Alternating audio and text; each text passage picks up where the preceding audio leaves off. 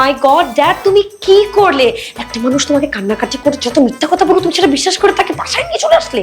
এমনও তো হতে পারে এই ছেলে একটা ডাকাত, আমাদের বাসার সবকিছু ডাকাতি করে নিয়ে চলে যাবে। চুপ! আর একটা বাজে কথা বলবি না।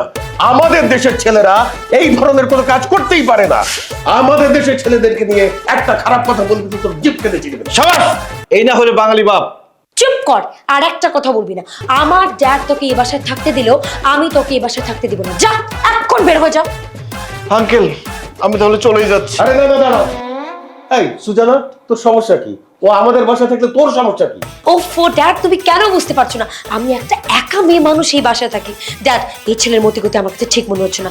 যদি সে আমার থেকে বদ নজরে তাকায়, যদি বা সর্বনাশ করতে চায়, ড্যাড তখন আমি কি করবো ড্যাড? আঙ্কেল, আমি বাংলাদেশি ছেলে, আর বাংলাদেশি ছেলেরা কত লাজুক হয় এটা তো আপনি খুব ভালো করে জানেন। রাস্তা দিয়ে একটা মেয়ে গেলে আমি মাথা উঁচু করে তাকাই না, মাথা নিচের দিকে রাস্তার দিকে তাকিয়ে হাঁটি। আর সে বলতেছে আমি তার সর্বনাশ করব।